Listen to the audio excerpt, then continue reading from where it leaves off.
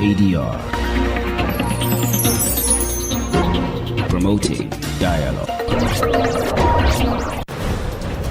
It's May Day in Dakar, 1 o'clock in Porto Novo. Good afternoon and many thanks for staying tuned to West Africa Democracy Radio, broadcasting on 94.9 FM and around the world on wadr.org. Welcome to Newslink, and here are the top stories. Political analysts thought Guinea-Bissau constitution as major setback in country's progress amid opposition call for President Mbalo to step down. Because the election is not the solution for us. We have to review this constitution, which is full of mistakes. Since 1991, this constitution was not reviewed. President Mahama paints stark a picture of Ghana's economic situation as one in crisis. Senegalese government concludes tripartite dialogue with trade unions and employers over widespread strike action in the country. This meeting comes at the right time, and we sincerely hope it will allow for the prompt opening of negotiations to find solutions to the main pre-requirements of Senegalese workers. And World Bank approves additional funding for Nigeria's second phase COVID-19 Action Recovery and Economic Stimulus Program. Please stay tuned for details of these stories and more. Here is Augustine Coley with Newslink. Many thanks for joining our broadcast and welcome to our listeners in the Gambia, Ghana, Liberia, and Sierra Leone.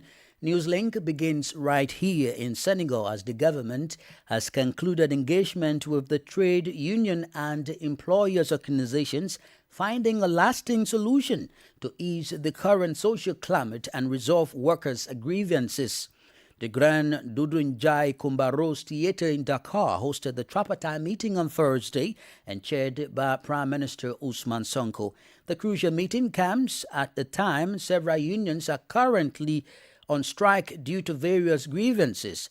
Despite the current economic challenges, Ousmane Sonko urged the workers and the union to act responsively and patriotically in the best interest of the country. Christopher Aticha reports. The discussions took place in a room filled with various participants, including members of the government, workers and employers. Union representatives took turns expressing their grievances. Modi Guru, the Secretary General of the National Confederation of Workers of Senegal, was among those voicing concerns. This meeting comes at the right time, and we sincerely hope it will allow for the prompt opening of negotiations to find solutions to the main pre-requirements of Senegalese workers who are currently heavily impacted by the contained deterioration of their purchasing power due to the daily rise in prices of essential goods. Senegal is currently facing a deterioration of the social climate with the emergence of several conflicts.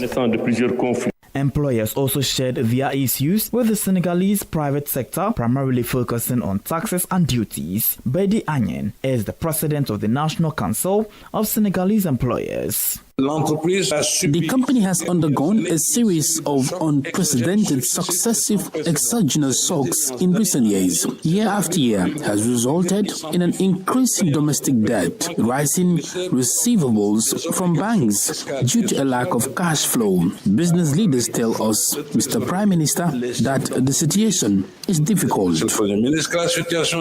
After listening to concerns from both employers and trade unionists, the government of Senegal reassured everyone that necessary measures would be taken to ease the social climate. Olivier Bokal, Senegal's Minister of Civil Service, says, During the signing of the agreements, it was requested to establish monitoring committees for the various agreements. We held follow-up meetings with education, health, and the primary sector, but we also revitalized the social dialogue unit within the Ministry of Public Service. Meanwhile, the Prime Minister of Senegal, Ousmane Sonko, who closed the ceremony, called for social peace. He urged all participants to act responsibly and patriotically, especially in the current challenging economic context. Christopher, teacher, with that report. CAM has returned to Guinea-Bissau after the opposition called for a demonstration to demand the departure of President Umaro Sissoco Embalo. According to the opposition, the mandate of the president ended on Thursday, February 27, but Embalo, who believes that his mandate ends next September, intends to remain as the head of state until the next elections are held in November. Although there is an ECOWAS mission in the country, the opposition says it no longer recognizes the legitimacy of Embalo as president. Reacting to this development, Guinea-Bissau political analyst Alain Yero Embalo described the fundamental problem to the country's constitution and further gave reasons the opposition remains resolute on discrediting the presidency of Umaro Sissoco Embalo. So it was a failure because the opposition has appealed its participants to come and to occupy the streets. But it was a failure because of one situation. The context is not very good. And the authorities have just put a lot of policemen and other forces of maintaining order. There was on the street, and all the access to the capital and the main points of the street was occupied by this. So it was more dissuasive forces than really the maintaining of order in town. Please make us understand the controversy or the dispute regarding President Embalo's mandate in office. We reached to the election, and the election was won by Sissoco Embalo, the presidential one, who is backed by some dissidents from the PAIGC that create a party which called Madame G15. This Madame G15, with 15 MPs of PAIGC, just was the party political family of Embalo. They win the election. Domingos Simões Pereira didn't recognize that he lost the election, and he tried to contest it, just towards the Supreme Court. So this Supreme Court normally must only try to find a solution within 8 days. This didn't do. They still remain with the problem up till 9 good months, and they just come at the end of the problem on the 20th of September 2020. So they recognize that Embalo has won the election, and Embalo also and his party say that once the Supreme Court recognized my victory, my mandate starts also on September the 4th. 2020. Because the election is not the solution for us. We have to review this constitution, which is full of mistakes. Since 1991, this constitution was not reviewed. Alain Yero Embalo is a Guinea-Bissau political analyst. We will have more of him in our subsequent edition. The Gambian government, through a national group, has nominated Abubakar Timbadu as a candidate for election as a judge of the International Criminal Court of Justice in 2026. The former Gambian Attorney General and Justice Minister currently serves as the registrar of the International Residual Mechanism for Criminal Tribunals. Sankule Janko tells us more in this report. The former Attorney General and Minister of Justice of the Gambia, Abubakar Tambadou, is currently the Registrar of the International Residual Mechanism for Criminal Tribunals, a position he has held since his appointment by the UN Secretary General in 2020. In an exclusive interview with WDR, the Deputy Spokesperson and Presidential Affairs, Prince Abubakar Sankano, highlights the roles of Tambadou in Gambia's transitional justice. Our transitional justice is exemplary, and we have countries under studying. Our transitional justice mechanism, the foundation was strong. So actually all the team that were involved, leadership of Former Minister Tambadou, did a work for the country. And so that is a record. We believe that, it's a unique selling proposition that, makes him fit for this international engagement. Between 2003 and 2017, Mr. Tambadou served as a prosecutor at the International Criminal Tribunal for Rwanda, where he successfully prosecuted many high-profile personalities for genocide and crimes against humanity, including the former Chief of Staff of the Rwanda Army, General Augustin Bizimungu. He successfully defended and appealed the conviction for genocide and other crimes of Colonel Toneste Bagosora, the man many believe to be the mastermind of the 1994 Rwandan genocide. According to the deputy government spokesperson, the Gambia is doing all it can to push for his successful candidacy. Now there are supports, there are other people interested. It's competitive, so we just do our best. I think we believe that we'll be able to generate support for his candidacy, and then we'll do our best as a country, and we'll mobilize our partners to support us. As Attorney General and Justice Minister, Mr. Tambadou played a pivotal role in guiding the Barrow-led government navigate complex political transition, ushering in a new era of democracy and legal reform. He is credited for the Gambia's recent recognition as a global model for transitional justice. Thanks to his work, he was recognized globally by the Time magazine, which included him among the 100 most influential people in 2020, and was also a Nobel Peace Prize nominee in 2021. Sankula Janko reporting there. More stories coming up on West Africa Democracy Radio. Newslink continues. Let's travel now to the Central Sahel region, particularly Mali, where an assault on a ministerial convoy resulted in fatalities and multiple injuries. The attack, reportedly carried out by the Al-Qaeda-linked group for the support of Islam and Muslims, marks the second terrorist attack targeting a government convoy within a month. Details of our Bamako correspondent report, voiced by Abdullahi Hassan. The convoy of the Minister of Sanitation was ambushed by armed assailants on the Kati-Soribogo route near the capital Bamako on Thursday morning. Preliminary reports confirmed 2 deaths and 10 injuries. The minister's vehicle was caught in the crossfire, though the minister's current condition remains undisclosed. Authorities confirmed 2 vehicles sustained damage and stated that investigations are ongoing to determine the final toll. A military source attributed the attack to GCIM fighters who allegedly claimed responsibility for an earlier explosive device assault on Malian forces in the same area. This marks the second such incident in under a month. On February 13, the convoy of Higher Education Minister Burema Kansai was attacked by armed militants near Niena in the Sikasso region, leaving 4 gendarmes wounded. In recent months, terrorist activities previously concentrated in northern and central Mali have increasingly encroached on Bamako, the capital. Bamako itself witnessed a dual attack in September 2024 when GSIM fighters targeted the Faladi Gendarmerie School and Modibo Keita International Airport, resulting in numerous casualties. Abdullahi Hassan with the details of Aliyu Cham's report from Bamako. Away from the Central Sahel, Ghana's President John Dramani Mahama has painted a stark picture of Ghana's economic situation, declaring in his maiden State of the Nation address after his re-election that the country is in crisis. Speaking before Parliament on February 27, the President outlined a plan to reset the nation, promising to tackle corruption, cut government spending, and revive key sectors like energy, agriculture, and education. Nadia Tete has more in this report.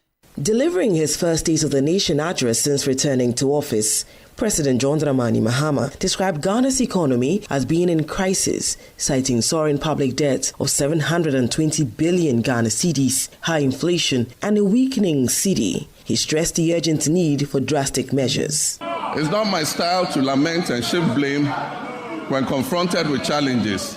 My approach is to accept challenges and work hard to resolve them.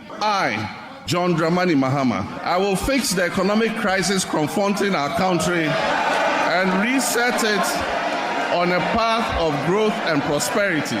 Key elements of his recovery plan include running a lean government with a maximum of 60 ministers, cutting wasteful spending, and implementing strict fiscal reforms. The president emphasized that these measures are crucial to restoring fiscal discipline in Ghana and rebuilding investor confidence. Addressing specific sector concerns, President Mahama announced initiatives to stabilize energy supply, modernize infrastructure through the Big Push program, and revamp agriculture under the Agriculture for Economic Transformation agenda. The plan also prioritizes reducing food imports by boosting local production and creating job opportunities for the estimated 2 million unemployed youth. Economist Professor John Gachi believes the new administration must focus on reducing inflation to improve economic conditions for Ghanaians. The personal economy will be seen in the level of inflation, especially food inflation, and the president has also articulated how that will be dealt with from the production point of view, how it will be dealt with from coordination between sectors. In education and health, the government is set to overhaul curricula, enhance implementation of free senior high school, and improve healthcare services. The president has called for national unity and collective effort to drive Ghana's recovery. For WADR, Nadiri Tete, Accra. You are listening to Newslink on West Africa Democracy Radio, broadcasting on 94.9 FM and around the world on WADR.org. Here is a reminder of our top stories. Political analyst thoughts Guinea-Bissau constitution as major setback in country's progress amid opposition call for President Embalo to step down. President Mahama paints stark picture of Ghana's economic situation as one in crisis. Senegalese government concludes tripartite dialogue with trade unions and employers over widespread strike actions in the country. Still ahead in the news, World Bank approves additional funding for Nigeria's second phase COVID-19 Action Recovery and Economic Stimulus Program. We also have guest interview and sports news. Please stay with us. Fresh and breaking news all the time. Hear it first as the news breaks, only on West Africa Democracy Radio. Newslink continues. Thank you for sticking with us. We are streaming live on YouTube at WADR News and on Facebook, WADR English Service. To some developmental issues now, the World Bank has approved additional funding for the second phase of Nigeria's COVID-19 Action Recovery and Economic Stimulus Program, now renamed as the Nigeria Community Action for Resilience and Economic Stimulus Program. The program, which aims to support farmers in vulnerable communities, is expected to commence in June this year. Usma Umra in Abuja has more. The approval follows a request from the Nigerian government to sustain the initiative, which was initially launched in response to the economic disruptions caused by the COVID-19 pandemic. The FCT Fadama Cares, a key component of the program, has been instrumental in supporting smallholder farmers and strengthening the full supply chain. Speaking at a training event for field enumerators in Abuja, Lawan Gaidam, mandate secretary of the FCT Agriculture and Rural Development Secretariat, highlighted the achievements of the first phase. Under the NG Cares 1.0, FCT Fadama Cares has successfully disbursed grants to 12,423 individual beneficiaries from 131 farmers community associations across the FCT. As the first phase nears completion, the World Bank has recommended an implementation completion report to assess the program's impact and identify areas for improvement. The acting FCT Fadama Cares coordinator, Husseini Ilyasu, reaffirmed the team's commitment to ensuring a smooth transition into the second phase. The team from Fadama is doing very well because mostly people send for data requests as requested from the World Bank for federal support. FCT Fadama is one of the first to submit. The event also featured the handover of office equipment to Fadama Care's desk offices in the 6 area councils of the Federal Capital Territory, underscoring efforts to strengthen institutional capacity for the next phase. With the launch of NG Cares 2.0, Nigeria is poised to further bolster its agricultural resilience and economic recovery, ensuring continued support for farmers affected by the lingering effects of the pandemic. For Newslink on West Africa Democracy Radio, Usman Umar reporting from Abuja. Crossing over to Liberia, where an International Monetary Fund delegation led by Dahin Kim, the mission chief for Liberia, has commenced a week-long advisory visit in Monrovia. This mission is designed to offer crucial guidance and support on various pressing economic and financial matters facing the nation. Imo Edit reports. Among the key topics slated for discussion during this visit are the Article 4 consultations, which allow the IMF to evaluate the economic policies and performance of its member countries. This vital process ensures that Liberia's national policies align with the broader goals of global economic stability and sustainable growth. Additionally, the team will address the implications of a potential reduction in foreign aid, a topic that necessitates careful consideration as the country seeks to enhance its economic self-reliance. With the guidance of the IMF, Liberia aims to navigate the complexities of its economic landscape and secure a trajectory toward long-term financial stability. Throughout the week, the IMF team is expected to engage in discussions with government officials, economic experts, and representatives from the private sector. As Liberia faces ongoing challenges in its economic recovery, the IMF's advisory visit is anticipated to play a critical role in shaping the country's economic policies. The outcomes of these consultations are likely to influence Liberia's future collaborations with the IMF, ultimately guiding the nation towards sustainable development and improved living standards for its citizens. Imo Edit with that report. Politics, analysis on major news, social matters, and all. This is A Guest. Our guest interview segment this afternoon takes us to Guinea-Bissau, where calm has returned after the opposition called for a demonstration to demand the departure of Umaro Sissoco Embalo from the presidency. According to the opposition, the mandate of the president ended on Thursday, February 27. Our guest is Guinea-Bissau political analyst Alan Yero Embalo, who ascribes the fundamental problem to the country's constitution and gave reasons the opposition remains resolute on discrediting the presidency of Embalo. When the results have been given by the National Commission or Electoral Commission, it was just in December. We were waiting to the court to pronounce about the contestation of the opposition. They don't do it.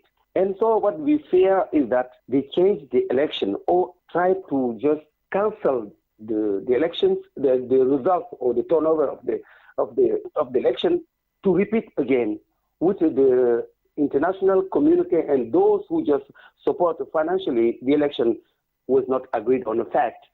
And so Mbalo symbolically occupied and has been sworn on the 27th of February. It was 2020. So for the opposition, that's recognized only his victory on September 2020. They say, okay, have his sworn in on the 27th of February. So the Article 66 said that the mandate of the head of state is 5 years, so he completed the 5 years on February 27th. This is the problem we have. It is very clear that the opposition is very well aware of the lapses and in fact that Embalo was sworn in on February 27th, but the Supreme Court only declared his victory on September 20, 2020, meaning his time begins and ends in September. Why is opposition clinging to the argument that Embalo's term has come to an end? I think that this lack of intellectual honesty, because all of them are a part of what the Constitution said, the fight for power. None of them don't want to lose it. The PIGC always think that is coming from the movement that liberated the country and have a right at least to be inside the management of the country or even lead the political actions of the country. This is the main problem we are facing.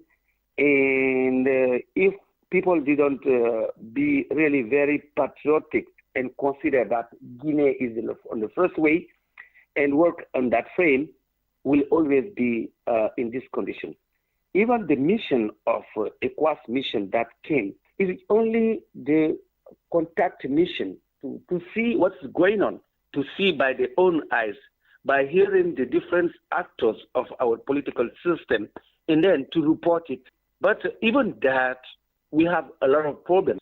Well, so this is not the first time an ECOWAS delegation has arrived in Guinea-Bissau to resolve this particular crisis because, like you said, in 2019, there was a similar incident. They came and left and the situation was unresolved and they are back again this time. But if anything, Mr. Embalo, two things stand here, that elections need to be held for a new government to be ushered in, but also Guinea-Bissau needs to prepare for a constitutional review. Yeah, of course.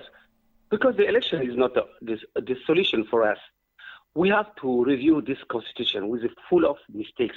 Since 1991, this constitution was not reviewed. And the context we are living now need that this constitution to be reviewed. In I think it was in May 2020, Embalo make a proposition to create conditions to review this constitution. So we will pass from the parliamentary system to a presidential one. But the PIGC will get the majority of the parliament refuse it. Yourself, like other professionals across the sub-region and beyond, agreed that democracy is under threat. Democracy is under attack. And Guinea-Bissau has this history of at least 4 coups and over a dozen attempts. So there is fear right now in the minds of many. And the question will be, how can this be prevented from taking an unexpected turn? Because between now and September or November, nobody knows. So how can this situation be salvaged? But we are just waiting for maybe the government or the authority, by the connection they have outside the country, international community, some bilateral partners, and so on, to at least be aware of the problem we are facing, including ECOWAS, at least to support, to bring their support. It's not only financial support, but we need also human resources, and at least bring the Guinea-Bissau to the clear situation, being ready to at least correct its internal and fundamental law, which is the constitution, and also, which is very difficult, we have to change also, because our political actors now are over. They don't bring nothing new for this country. Alan Yero Mbalo is a Guinea-Bissau political analyst. Up next is Sankule Janko with details in the world of sports.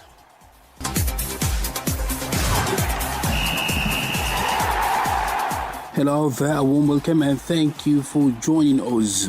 Senegal's under-17 national team have stepped up their preparations for the upcoming CAF Under-17 Africa Cup of Nations AFCON following the successful friendly tournament in Casablanca. The tournament, which saw Senegal finish undefeated, served as a crucial part of their build-up to the continental competition set to take place from March 30 to April 19 in Morocco. Back in Dakar, the squad has resumed intensive training sessions and scheduled a series of test matches to sharpen their form ahead of the tournament. Head coach Papa Ibrahim Faye has expressed satisfaction with the team's progress so far, but insists there is still room for improvement according to CAF official website. We won against Zambia 5-0, drew with Morocco and defeated Egypt. It's encouraging, but there is still work to be done. On a tactical, physical and even mental level, the players are progressing well, but we must continue in this direction, Faye said. And Ghana striker Andu Ayew has been made the substantive captain of the Black Stars, according to Joy Sports. The Crystal Palace forward, who captained the national team in AFCON 2025 qualifier against Angola in Luanda, will replace his older brother, Andu Ayew, who was named captain of the team in May 2019 ahead of the 2019 AFCON in Egypt, according to media reports in Ghana. Joy Sport also reported that the Ghana FA and the technical team decided to name Andu Ayew as captain due to his commitment to the national team rather than just his seniority. And that's it for sports. It's back to you. We've come to the end of this edition of Newslink on West Africa Democracy Radio, broadcasting from Dakar, Senegal. Thank you for listening, and many thanks to Mustafa Sek, Mam Kodun Jai Fai and Umun Danyago for the technical support. Do interact with us via our social media platforms, X, formerly Twitter, Instagram at WADR News, and on Facebook, WADR English Service. I am Augustine Cully. Good afternoon. And many thanks to you for listening to Newslink via Hot 104.3 FM.